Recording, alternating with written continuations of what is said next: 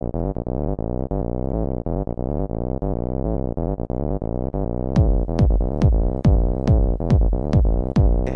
uma vez a gente está aqui para continuar a construção da estrutura produtiva brasileira, falando especificamente de indústria e agora ressaltando a tua etapa atual. Mas não te esquece que é muito importante que tu volte nas outras aulas, as aulas anteriores, para que tu possa entender essa construção até o período atual, até chegar até aqui, tudo bem? Só para a gente poder recapitular um ponto e fazer a conexão. Finalizamos a nossa última aula falando de um período em que o Brasil viveu uma depressão econômica extremamente grave. A década de 80 brasileira, mesmo após o grande crescimento do milagre econômico, foi conhecida como década perdida. O Brasil aumentava em patamares estratosféricos o seu endividamento e, logicamente, que um país muito endividado precisa criar estruturas para tentar amenizar esse problema. Vai ser então que, prevendo justamente isso, o FMI e os bancos, os financiadores globais, acabaram por criar em 1989 uma espécie de cartilha para os países em desenvolvimento que apresentavam um grande índice de endividamento. Foi então que a etapa atual que nós temos aqui, ela foi extremamente influenciada pelo ano de 1989. Aí tu vai te perguntar, Thiago, o que acontece em 89 lá fora que vai influenciar diretamente na nossa produção industrial? Em 89 ocorre o tal do consenso, tá? O tal do consenso de Washington. Esse consenso de Washington não deixa de destacar a participação do FMI, que estava também aqui, mas é justamente ele que vai criar uma espécie de cartilha para os endividados. Países em desenvolvimento como o Brasil, que apresentavam dívidas extremamente grandes, precisavam buscar alternativas para pagar essa dívida. É então que nesse consenso de Washington não é que se começa, mas expande-se a discussão justamente sobre as medidas ou as políticas de austeridade.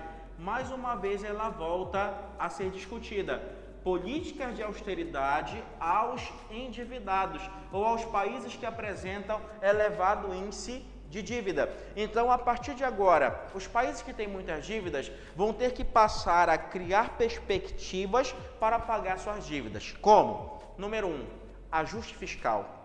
Número 2, corte de gastos em serviços públicos básicos. Número 3, política de elevação ou de ajuste tributário. Então, tu vai perceber que a economia brasileira ela vai passar a ser influenciada diretamente por isso. O Brasil vai passar a ter que cobrar impostos ainda maiores, vai ter que gastar menos com saúde, vai ter que gastar menos com educação. E uma das bases políticas, além da austeridade, é que todos os países que tinham dívidas gigantescas com o FMI, com os fundos de investimento global, passariam a necessitar reduzir a influência do seu Estado na economia. Aí tu fala, reduzir a influência do Estado na economia, isso quer dizer uma coisa, neoliberalismo. Então, além das políticas de austerização, além das políticas de austeridade, o Conselho de Washington também passou a pregar para os países endividados uma política relacionada ao contexto do neoliberalismo. Tiago, o que significa neoliberalismo nesse contexto? Um Estado mais fraco, um Estado menos participativo e um Estado que acabava buscando políticas de desoneração.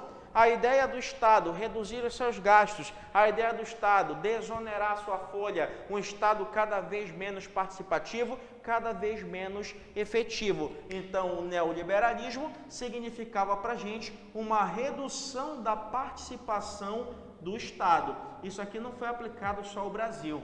Os países subdesenvolvidos, extremamente endividados, precisavam se integrar a essa lógica política para manter a política de financiamento, para manter as políticas de investimentos. Aí a gente vai se perguntar, de lá para cá, quem é que passou a governar o Brasil? Aí tu tem, de 89 para cá, governos como Sarney, Collor, tu vai ter Itamar, tu vai ter Fernando Henrique Cardoso, tu vai ter Lula, Dilma, recentemente Temer e agora o governo de Bolsonaro. O que eles têm em comum em linhas econômicas? São governos que aplicaram políticas de redução da participação efetiva do Estado na economia. Tiago, e como é que eu posso identificar essa linearidade deles com relação ao contexto econômico? A linearidade vem de um processo de neoliberalismo, justamente com a ampliação ainda maior da abertura econômica, tá? A ampliação ainda maior da abertura econômica. O Estado passa a participar de forma menos efetiva, a economia passa a estar cada vez mais aberta, mas tem aquela discussão, que a gente sabe, essa polarização idiota que há aí entre PT e Bolsonaro, segue uma mesma linha política, segue uma mesma linha econômica. Por quê? Se tu pegares, o governo que mais privatizou no Brasil foi a FHC. O governo que mais ofereceu concessões no Brasil foi Dilma Rousseff. Os dois seguiram a linha da liberalização, os dois seguiram a linha de redução do Estado. Brigam, polarizam, mas economicamente mantêm uma estrutura. Então, a abertura econômica vem com duas coisas. Primeira coisa, as chamadas privatizações, tá? E a segunda coisa, as chamadas concessões. Vai perceber que cada vez mais, a partir dessa redução do Estado, a partir de um Estado mais fraco, cada vez mais aeroportos vão ser concedidos para iniciativa privada, cada vez mais empresas vão ser privatizadas. Tu teve o exemplo da Vale, que na verdade era a Companhia Vale do Rio Doce, tu tens a CSN, tu tens a privatização parcial da Petrobras, tu tens a privatização de rodovias hidrelétricas, concessões de portos, concessões de aeroporto, tu tem o pré-sal sendo concedido e todo mundo segue uma mesma linha política e, claro, uma mesma linha econômica, que acaba influenciando diretamente no contexto político. Mas aí, como é que essa abertura influencia na nossa economia? Por quê? Um Estado mais fraco é um Estado que passa a se livrar e quebrar alguns monopólios. Quebra o monopólio de produção estatal, logicamente que você abre para livre concorrência e para ampla concorrência. Dentro disso, percebemos então a entrada maciça de empresas de caráter global. Tu percebes a entrada no setor automobilístico, a entrada no setor de telecomunicações e cada vez mais as nossas estruturas passam a ser dominadas por multinacionais, pelo capital transnacional. E, logicamente, que a partir desse momento, com essa abertura econômica, com a redução do Estado, vamos perceber o aumento da chegada, tá? Vou colocar aqui o aumento da entrada no Brasil de empresas multinacionais, ou melhor, de empresas transnacionais. Então, elas começam a entrar aqui de forma muito mais impactante a partir da década de 90. Logicamente que essa abertura econômica já trouxe outras empresas na década de 80, mas, se tu perceberes, a partir da década de 90, falando-se de carro, um monte de marca de carro começa a se estabelecer, um monte de concessionárias e montadoras começa a se estabelecer, tu tem a chegada de empresas no ramo de telecomunicação. Então, aqui, nesse exato momento, as transnacionais começam a entrar maciçamente. Começamos a quebrar aquele contexto de produto nacional e produto importado, uma vez que grande parte do que a gente consome, mesmo sendo de uma empresa de fora, passa a ser produzido no Brasil, certo? O Brasil então começa a trazer essas empresas de fora. A questão é, no primeiro momento, quando elas chegam, elas migram para o local que oferece para ela ou para elas maior infraestrutura. Então, lá na década de 60, na década de 70, quando elas entraram no Brasil, elas entraram em direção ao quê? Estado de São Paulo. São Paulo, então, começou a inchar. E esse inchaço produtivo de São Paulo só poderia gerar uma coisa: lei da oferta e da procura. Se muitas empresas, muitas indústrias começaram a procurar o espaço paulista, logicamente que o estado de São Paulo se tornou um espaço com elevado custo de produção. Então, a entrada das transnacionais fez com que o espaço passasse a ser muito procurado, fez com que houvesse, nesse momento, um aumento expressivo da concorrência por um determinado espaço. Não esquece que essa concorrência é justamente a procura por um determinado espaço. E quando essa concorrência aumenta e essa procura aumenta por esse determinado espaço, é natural. Procura maior por um determinado espaço, custo de produção maior. Então, isso aqui, o aumento da concorrência, fez com que houvesse uma elevação dos custos, tá? Dos custos de produção. As empresas, então, estavam concentradas em São Paulo e passaram a ter um custo de produção maior. A mão de obra ficou mais cara, é muita empresa, procurando mão de obra, ela fica mais cara, terrenos mais caros, custo produtivo maior e, logicamente, que com custo produtivo maior, o teu poder de lucratividade diminui.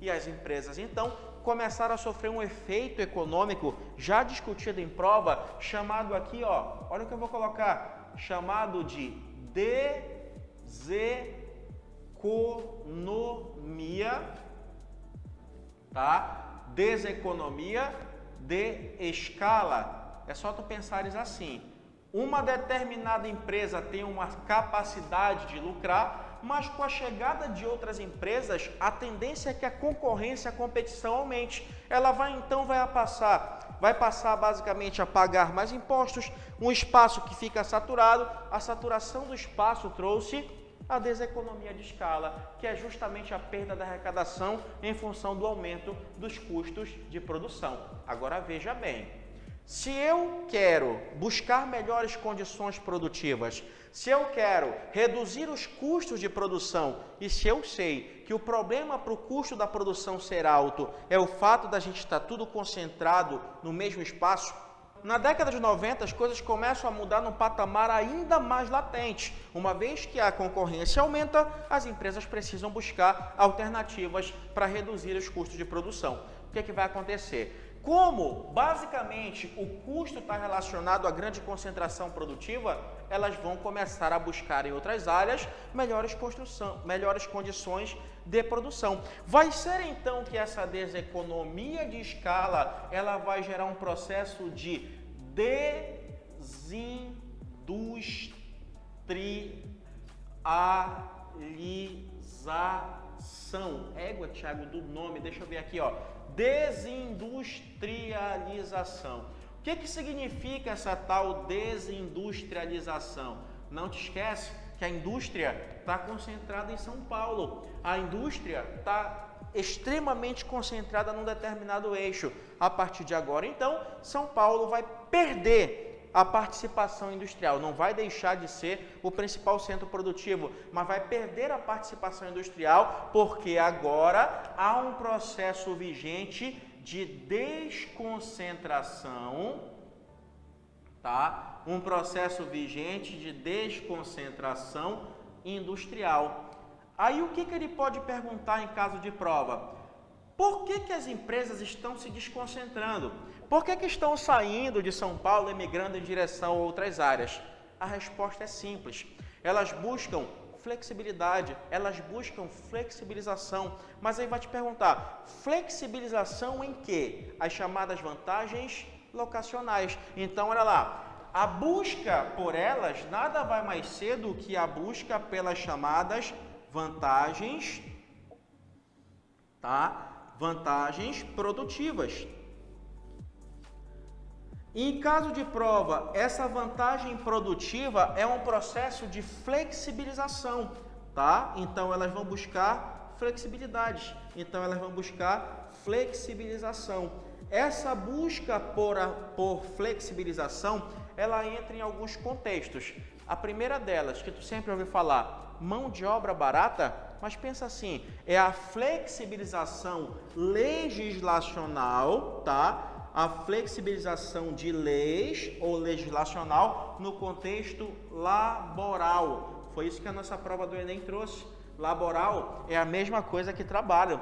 Flexibilização ou legislação laboral é aquela legislação trabalhista. Então, eu quero buscar leis menos rígidas, justamente no contexto para tentar buscar uma redução do valor da mão de obra. Além da flexibilização laboral, tem também a flexibilização das leis ambientais, tá? A flexibilização das chamadas leis sindicais, sindicatos mais fracos, menos participativos e menos efetivos. Temos flexibilização também no contexto tributário, certo? E temos fiscalização também cada vez mais flexíveis. Então, legislações ou fiscais ou fiscalização mais flexível. Tudo isso ajuda ou permite que a empresa possa voltar a ter um custo menor de produção, pagar uma mão de obra mais barata, ter tributações menores, ter algumas vantagens que nós chamamos de vantagens produtivas, que também pode ser chamadas para vocês de subsídios. Então, cada vez mais as empresas passaram a buscar esses subsídios, cada vez mais passaram a buscar esses incentivos, cada vez mais passaram a sair de São Paulo, migrar em direção ao Nordeste, Amazônia, com a Zona Franca de Manaus, Recife, Fortaleza, Bahia, em Salvador, e tu vai perceber então que essa migração tem um objetivo, buscar flexibilização legislacional, buscar cada vez melhores locais. Mas aí pensa um pouquinho, para onde que uma empresa vai? Para o local em que é oferecido para ela melhores vantagens. Então, a partir desse momento, no Brasil, criou uma espécie de briga entre os lugares. Para onde que uma empresa como a Samsung vai? Para Recife ou para Manaus? Ela vai para onde oferecem para elas mais vantagens. Os locais começaram a brigar para atrair essas empresas, porque ela gera emprego, ela gera renda, e essa briga entre os locais, no contexto atual da nossa indústria, ela vai ter um nome, ela vai ser chamada aqui de guerra, tá? A tal da guerra fiscal. Essa guerra fiscal é uma disputa entre os locais para criar melhores vantagens, para atrair mais empresas e para atrair melhores condições para que as empresas possam migrar. Mas para a gente fechar, tudo que está sendo colocado até aqui nesse contexto, o que tu não pode esquecer? Hoje, há uma desconcentração espacial? Todavia, se tu pegares a maior parte do PIB brasileiro hoje ainda está concentrado em São Paulo, em uma rua chamada de Avenida Paulista. Mas ao mesmo tempo, se tu fores à Avenida Paulista, tu percebes que lá não é um grande centro industrial. Então o que aconteceu? O que está saindo de São Paulo, o que está saindo do eixo concentrado ali, é basicamente o setor produtivo. A gestão continua centralizada, então não esquece. Apesar de ocorrer um processo de desindustrialização, apesar de ocorrer um processo de desconcentração industrial, rarefação industrial, existe uma tendência, tá? Existe uma tendência porque a gestão, tá? A gestão, ela se mantém centralizada. Então, a gestão se mantém centralizada. Tiago, então, o que está desconcentrando de fato? O que está saindo de fato é justamente os setores de montagem e produção.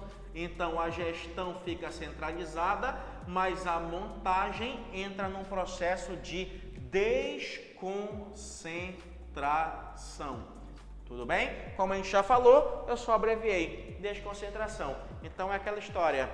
Vai à base produtiva, aproveitar as vantagens locacionais, as vantagens produtivas, aproveitar as flexibilizações. Fica o processo gestacional, fica a gestão que se mantém centralizada no grande eixo. Tudo bem? Então hoje fechamos basicamente a nossa produção industrial. Até aqui, a nossa última fase, a fase da desconcentração industrial, passando por cada uma das etapas de produção industrial, passando desde lá da gênese até o contexto industrial atual. É uma das principais pedidas de prova para ti, porque ela engloba tanto o contexto histórico quanto o contexto geográfico.